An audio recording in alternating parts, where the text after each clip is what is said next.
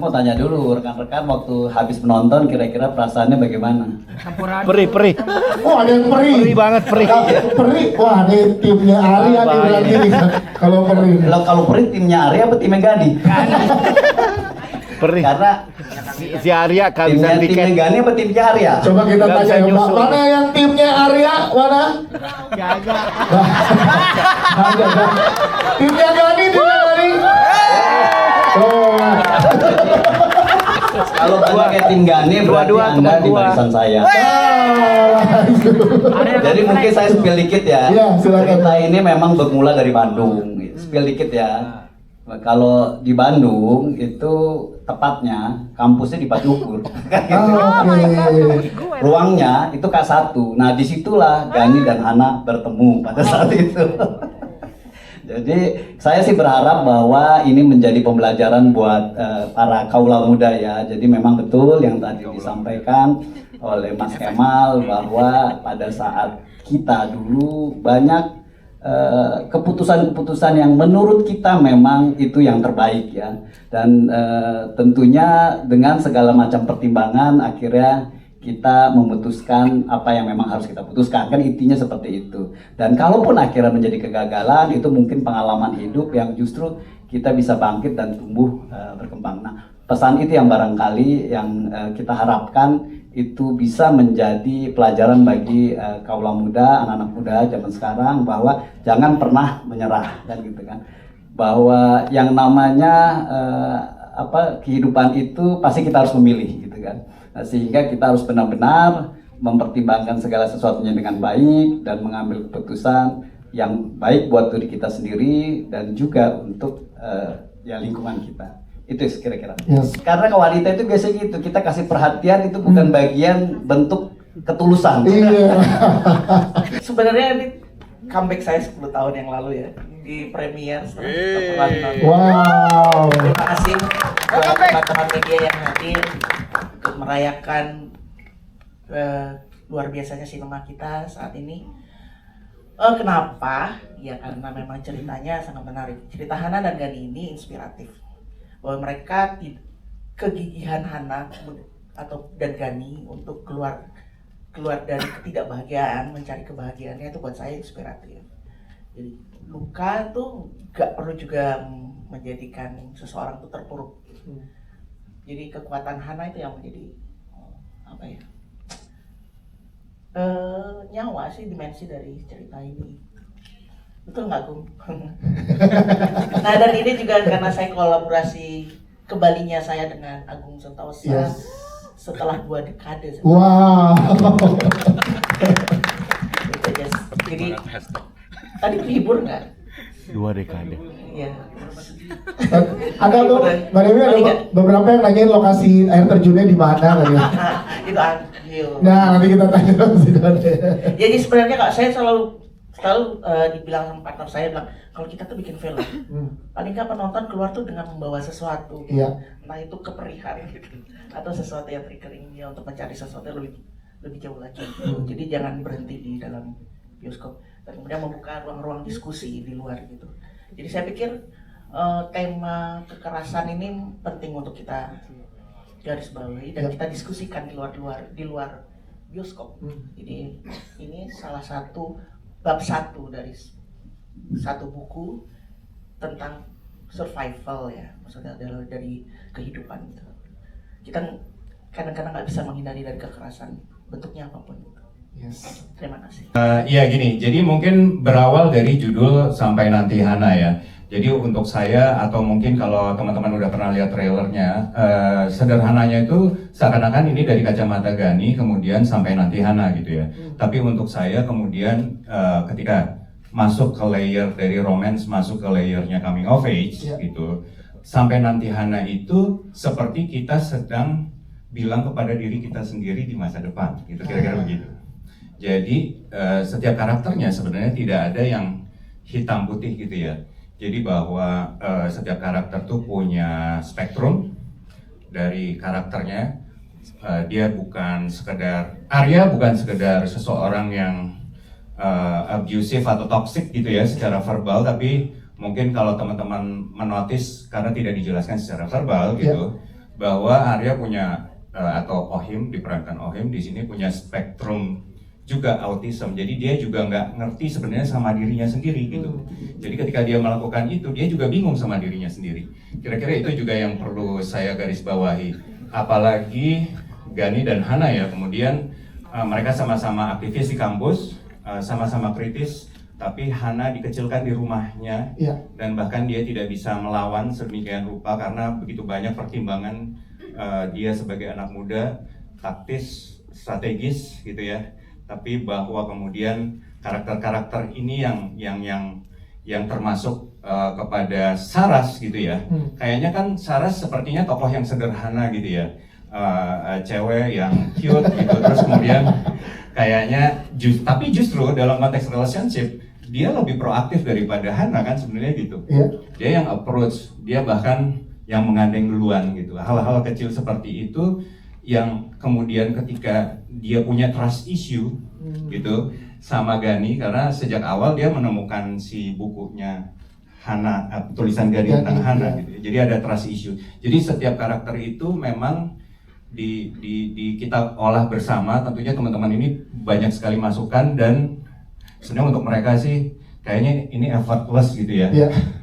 Untuk saya luar biasa. Tepuk tangan dulu untuk teman-teman di sini, karena di sini yang saya mau tekankan bahwa di luar ada layer-layer yang berbeda. Kita bicara tentang aktivisme, kita bicara tentang jati diri, kita bicara tentang pressure secara verbal dari pihak luar gitu, tapi bahwa kita menampilkannya juga lewat micro expression dan subtle emosi yang tidak terverbalkan gitu, tapi dirasakan sama hati kita kira-kira. Waduh, kalau ngebedah mungkin sebenarnya sama teman-teman ini bisa sama pemain bisa lebih dijelaskan lebih jauh.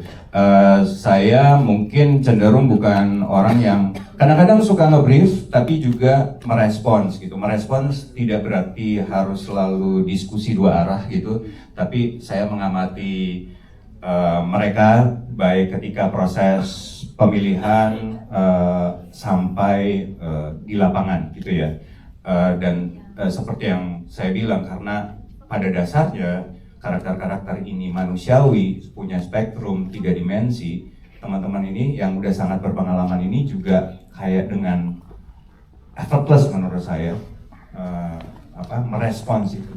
Jadi saya bersyukur punya partner mitra pemain yang luar biasa. Tantangannya banyak mas, kalau ceritaan sampai besok nggak selesai. Namun satu hal yang membuat saya langsung jatuh hati pada cerita ini adalah bahwa Gani cowok kuliah nulis diary kok. Tiap hari dia tulis, dan diary-nya tuh nggak cuma tulisan tangan tapi dikasih foto karena emang dia hobi jurnal ya, dia nulis jurnal. Itu cowok yang nulis jurnal, mahasiswa dan aktivis yang kayaknya keras dan vokal gitu di kampus, tapi hatinya lembut. Itu yang membuat saya tertarik awalnya, yang membuat hook.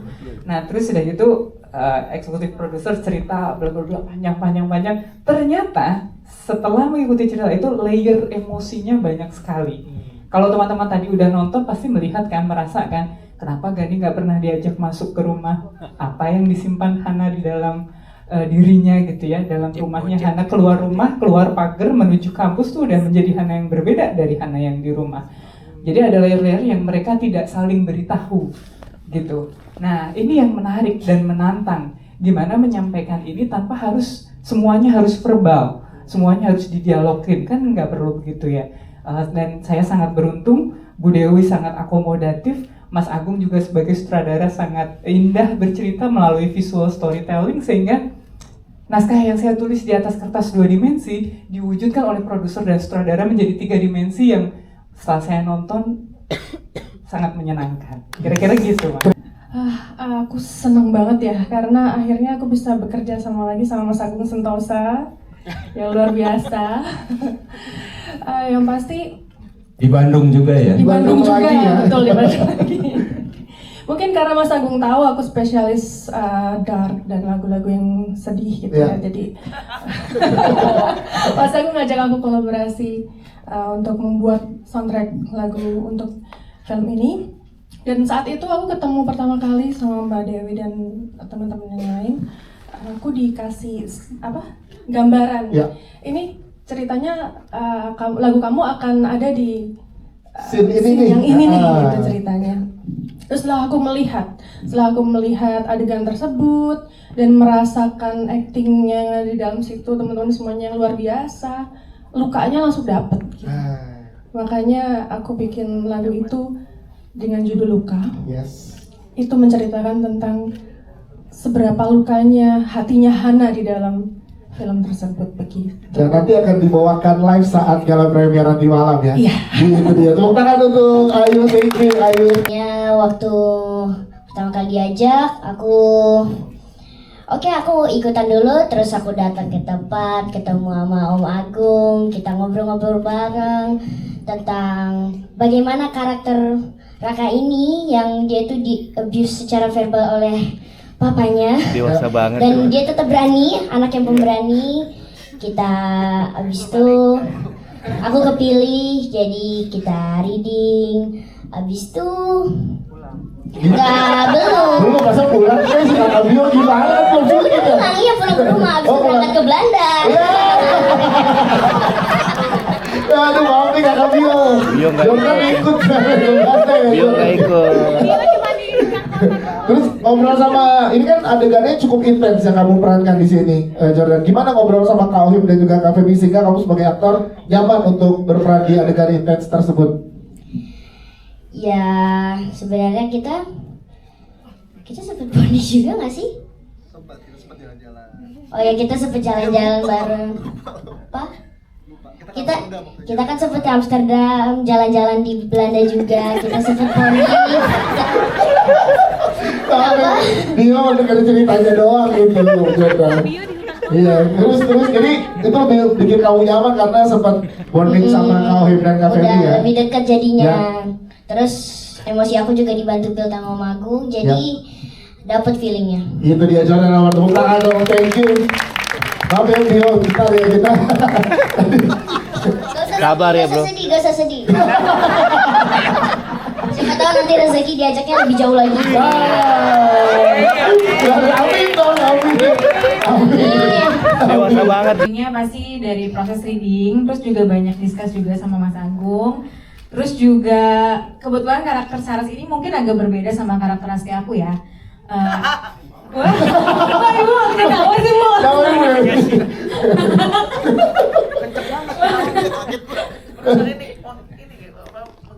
Oh, clear-kan. Apakah aku cegil juga seperti Saras? Nggak mungkin untuk karakter Saras ini kan cewek-cewek pick me gitu kan. Iya. Nah jadi ya aku pengen cari tahu sih gimana sih caranya jadi cewek pick me yang agresif, yang mau melakukan apapun untuk mendapatkan apa yang dia inginkan gitu. Dan alhamdulillahnya tentunya dibantu sama Mas Agung yang selalu membimbing kita gitu. Ya, ngobrol sama Bionya gimana? Karena kan kamu banyak kali barengan sama Bio. Ya, dan Saras. Kita ketemunya bentar ya sebenarnya karena syuting days-nya juga aku tuh dikit, nggak banyak, dan kita ketemu pas reading, ngobrol, terus di lokasi juga, jadi ya bondingnya sih dari situ. Ya, situ dia. Assalamualaikum warahmatullahi wabarakatuh. Selamat sore teman-teman. Jelas karakter Ari itu sangat jauh dari karakter asli aku. Jauh. Ya. Disclaimer kan, no KDRT. Iya. Ya, terus jauh juga dari karakter-karakter yang sudah pernah aku mainkan. Jadi memang ini suatu hal yang baru juga buat aku. Menantang tentunya, karena pertama kalinya aku dapat karakter yang dia kelihatannya baik, tapi ternyata di balik itu tuh dia punya suatu masalah hidup yang nggak bisa diceritain ke orang, dan akhirnya merubah psikis dia menjadi sosok yang seperti itu. Bohong. Terus aku juga sering minta maaf ke Feby, kayak Feby maaf ya kalau aku kasar gitu. Feby maaf ya kalau aku bentak. Ke Jordan apalagi nih, sempet waktu ada satu scene yang aku harus bentak-bentak dia tuh rasanya berat banget. Iya kan, berat banget kan, karena ya aslinya aku gak kayak gitu. Mau bentak-bentak nggak boleh. Karena tantangannya lagi mungkin untuk seorang Arya di sini yang diberikan KDRT-nya tuh bukan bentuk fisik tapi verbal. Nah, itu gimana lo mau ekspornya ya? Suara lumayan serak ya, maksudnya habis. Dan ya itu yang pasti aku riset dan aku juga ngobrol sama Mas Agung selaku sutradara dan apa ya, ada beberapa temanku juga yang dulu punya pengalaman yang hampir mirip dengan kejadian Arya ini. Aku juga ngobrol sama Pak Azu, ngobrol sama Ibu Dewi juga bagaimana dengan karakter ini mau dibuild, mau dibikin dari yang memang dia sangat terlihat baik-baik saja sampai ya udah puncaknya ya pas di Belanda itu gitu. Jadi ya Di bawah-bawah sih. ya di Belanda itu yang syutingnya seru banget guys, sumpah seru banget. Kita jalan-jalan, serdang. tapi ya fun sih ya. Memang saat kita syuting Sebenarnya tuh draft 1 ya, Gani tuh nyusul ke Belanda. iya. Benar, dia nyusul, cuma gak jadi. Nyangkut di air terjun. Dia gak bisa keluar. Siap, terima kasih. Tepuk tangan untuk Ibrahim Rizata, Bang Yu, thank you. Kita ke Juan Biowan sebagai Gani. Mana tim Gani? Guys. Oh, rame, Mas Gani rame. Sabar ya. Gimana Milo ngulik karakter soft boy di sini dengan sabar dan juga perlahan karena proses pendewasaan karakternya kita lihat banget nih di sini. Lalu gimana tuh ngulik karakternya Gani di sini nih? Kebetulan Gani gue banget. Kalau yang lain mau klarifikasi yang ini teriakan ya. Ngomong banget. Jadi sebenarnya gampang sih, jadi karena Gani itu dekat banget sama gue. Oke, kata Alfred Hitchcock, film yang baik dimulai dari skrip yang baik. Jadi menurut gue kita harus berterima kasih dulu kepada pembuat ceritanya dan yang punya cerita. Kita tepuk tangan dulu. Yes. Apalagi filmmakernya Mas Agung, karena menurut gue Gani, Hana, Arya, Saras itu semua nggak akan kokoh karakternya ketika nggak ada yang ngejagain Mas Agung.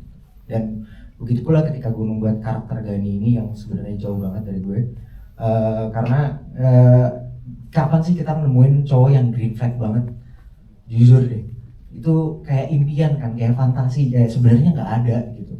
Tapi begitu diciptakan ternyata memang ada juga karakter yang seperti Gani yang sebetulnya dia sangat green flag, sangat impian semua wanita, tapi tetap aja memang manusia nggak sempurna, ada kekurangannya juga gitu loh. Bahwa Gani itu juga punya kekurangan di bagaimana mengambil keputusan dengan tepat gitu. Dan film ini juga banyak membahas itu tentang kebingungan itu. Jadi gue juga sebenarnya bahwa Gani dia bingung. Padahal depannya bagus ya. Terus gimana lo build chemistry sama Feby ngomong, karena kan di sini lo sangat menjaga gimana dari mulai kuliah ngejaga emosinya, lirik suka tapi seakan-akan kayak mau tahu Feby suka gitu loh. Keren banget.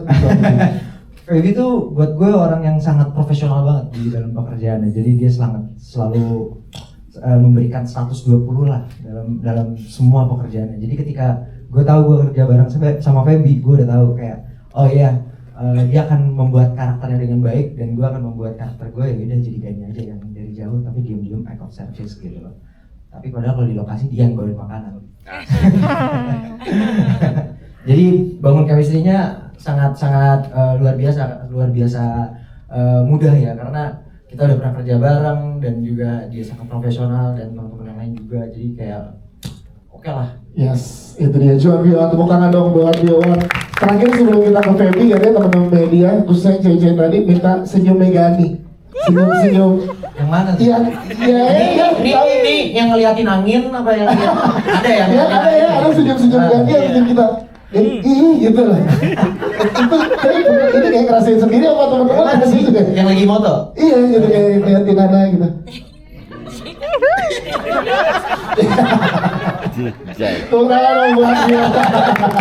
Terima kasih semuanya udah datang.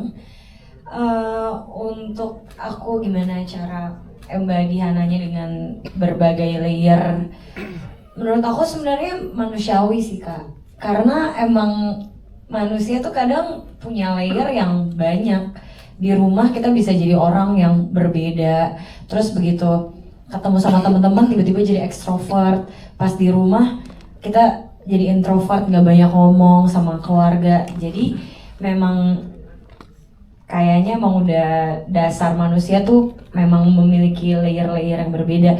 Bedanya kalau Hana mungkin layernya agak jauh gitu. Misalnya kalau di luar dia lebih lantang, lebih vokal, lebih loud, lebih masih ada happy-nya. Tapi ketika di rumah dia lebih diam, lebih murung, karena dia sendiri ngerasa nggak diterima di keluarga dia, ngerasa nggak dicintai sama keluarganya. Untuk aku bisa masuk ke dalamnya, pertama ya aku ngobrol banyak sama Om Agung.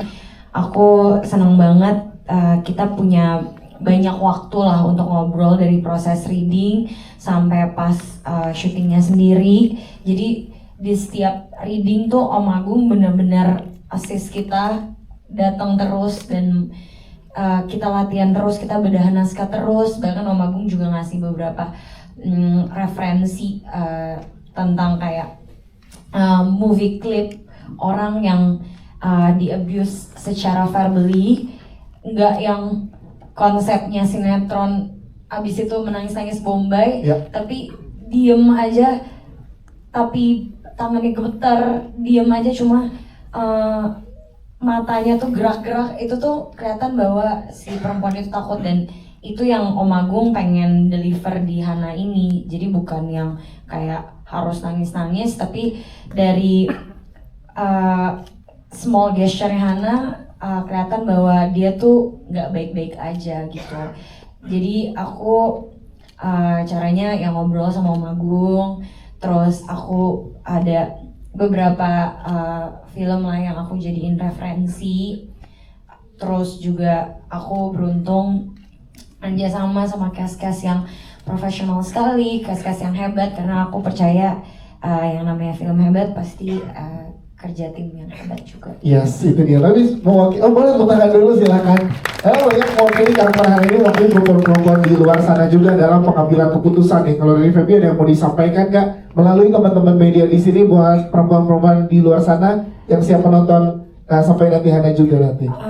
Iya, aku juga berharap sih dengan teman-teman yang udah nonton sampai nanti Hana ini, khususnya para perempuan di luar sana yang mungkin sedang bimbang lah dalam mengambil keputusan, bahwa jangan pernah takut salah sih, karena dengan kita mencoba ya kita jadi tahu apakah kita salah atau enggak. Dan aku juga percaya bahwa everyone deserve a second chance. Nggak cuma Gani pada kayak sampai nanti Hana, tapi ya Hananya sendiri juga deserve buat second chance untuk dapat kehidupan baru yang lebih baik dan lebih bahagia lagi. Yes, gitu. Dan dia. buat teman-teman di luar sana yang mungkin bentar belum selesai. Buat teman-teman di luar sana, para wanita yang mungkin juga sedang terjebak di hubungan yang toksik, hubungan yang salah, bersama orang yang salah.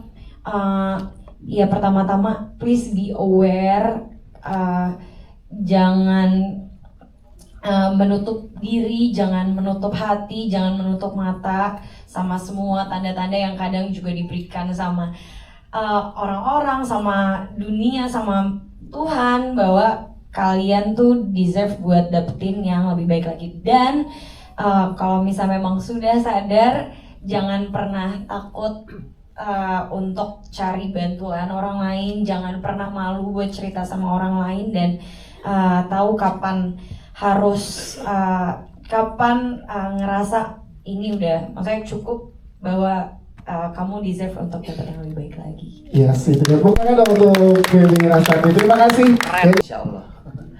Insya Allah ada ini ya. Sampai nanti sampai jumpa Gani. Sampai nanti Arya. Ya mudah-mudahan doakan saja, mudah-mudahan sukses, mudah-mudahan film ini bisa diterima dengan baik oleh para penontonnya. Saya sih berharap kita bisa bikin film-film yang bagus lagi ya. Gitu. Mau bikin film memang harus bagus. laku ya kita usahain ya laku. Yes. Ya film bagus tuh harus bahwa sudah ada beberapa tawaran, tapi insya Allah kita datang. Saya tanya dulu sama eksekutif boleh nggak? Tawaran dari beberapa negara di luar ya. Gantung nih jawabannya. Ada beberapa juga tawaran Sama kayak film. dari OTT. Ya. Yes. Oke, di situ aja ya udah, karena kita kasih jawabannya menggantung juga biar jadi misteri lagi buat teman-teman. Kalau ada kabar gembira tayang di negara lain selain Indonesia pasti akan dikabarkan. Betul. Yes, itu dia. Siap. Terima kasih. Tepuk tangan. Jalannya sih kayaknya membawa bio ke Belanda sih. Besarnya. Itu terus ya.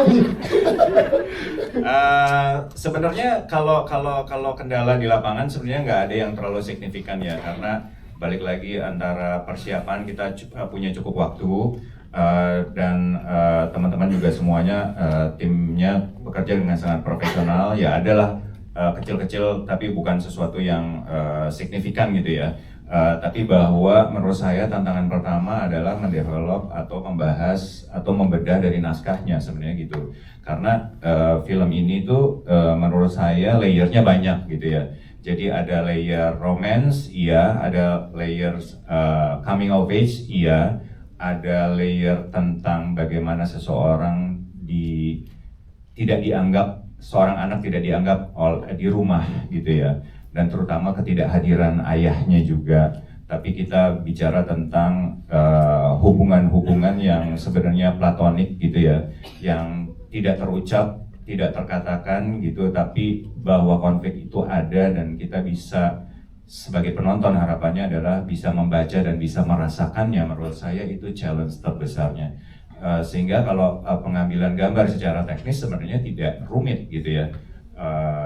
Tidak terlalu membutuhkan teknis yang canggih gitu ya, tapi justru sofistikasi dari acting teman-teman ini dan bagaimana spektrum ketiga dimension dari karakter itu bisa dibaca tanpa harus disampaikan secara terlalu verbal, kira-kira itu. Yes, terima kasih. Apa ya? Tadi pertanyaan boleh diulang nggak? Treatment dari Mas Agung treatmentnya. film ini Bedanya sama film saya sebelumnya maksudnya. Film Mas Agung sebelumnya. Jadi sebenarnya ini film ketiga saya untuk panjang bioskop. Dua film saya sebelumnya itu treatment kameranya semuanya handheld gitu ya. Bahkan semi practical light, semi available light gitu. Ini pertama kalinya saya bikin film yang kameranya mungkin secara scene jauh lebih sederhana, kameranya juga bisa cenderung diam aja gitu ya. Terus kamera movementnya juga sangat sedikit gitu. Banyak scene-scene yang diambil satu scene satu shot gitu ya, kira-kira begitu. Jadi itu sangat berbeda dengan sebelumnya. Jadi saya juga belajar untuk menahan diri bagaimana karena saya sukanya sesuatu yang dinamis gitu, sukanya geraknya cepat, sat-set gitu. Saya juga menterapi diri saya untuk lebih kalem supaya saya bisa sabar juga menunggu atau men-treat si shot-shotnya, kira-kira begitu.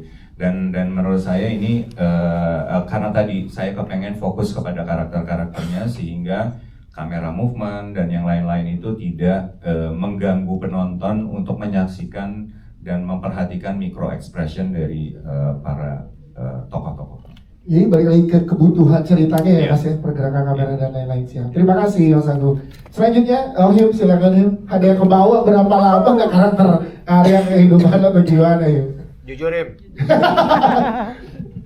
Jujur kemarin sih sempat kepentok terus sendang meja dibanting-banting sih. Enggak bercanda. Alhamdulillah aku orang yang bisa membedakan karakter yang aku mainkan dengan karakter asliku. Alhamdulillah nggak kebawa. Justru aku banyak belajar dari karakter Arya gitu. Karena aku yakin dan percaya setiap karakter yang datang ke hidup kita itu tuh pasti ada pembelajaran hidup yang bisa kita ambil gitu loh. Salah satu dari Arya ya tentang masalah komunikasi lah, masalah cara nge-treat orang seperti apa gitu. Pokoknya banyak hal juga yang sebenarnya positif yang bisa aku ambil dari Arya di luar abusive verbalnya ya gitu. Jadi kalau ditanya ada yang nyangkut nggak karakter Arya yang negatifnya sih alhamdulillah enggak. Aku masih normal kok, masih aman kok, nggak suka marah-marah. Tapi positifnya banyak yang aku ambil sih dari karakter Arya. Siap, terima kasih Wahyu. Tulis sampai nanti Hana. Waduh, adegan mana gitunya Mbak? Iya. Yang Iya, paling betul. susah ditulis. Iya. Sayang adegan yang paling susah tuh dipotong Yang sama paling Mas seru, Agung. sorry. Yang paling seru Mbak. Yang paling seru, bukan yang paling susah. Adegan yang paling seru ditulis, yang tulis udah semangat banget dipotong sama Mas Agung, gak dimasukin gimana? Enggak bercanda. Adegan yang paling seru dari scene 1 sampai scene 93 Mbak, seru semua. Semuanya seru berarti ya. Mungkin pada saat highlight ketika Hana harus memberitahu Gani bahwa dia sudah menerima lamaran Arya. Sementara pada saat yang bersamaan Gani mau nembak Hana setelah menunda sekian tahun gak nembak-nembak, akhirnya dia mau memberanikan diri tapi ketahan. Dua-duanya ketahan nih, Gani mau ngomong ketahan, Hana mau ngomong ketahan. Itu buat saya perlu waktu lama sampai akhirnya menemukan bagaimana ya menulis ini gitu ya, karena banyak sekali unspoken feelings yang bermain di situ. Itu seru proses risetnya, proses sampai akhirnya saya mendengarkan cerita-cerita dari para eksekutif producers, 2 orang, lalu mengolah itu, merasa-rasakan seandainya saya di posisi Hana, lalu seandainya si cowok berhadapan dengan cowok kayak Gani, gimana nih ya, unspoken feelings dan semuanya harus nyampe tanpa banyak kata-kata. Itu seru proses mengolah dan menulisnya, dan dieksekusi dengan baik oleh teman-teman talentnya di sini, castnya, sutradara. Saya sangat bersyukur ketika akhirnya melihat adegannya di layar. Yes, itu ya. 11-12.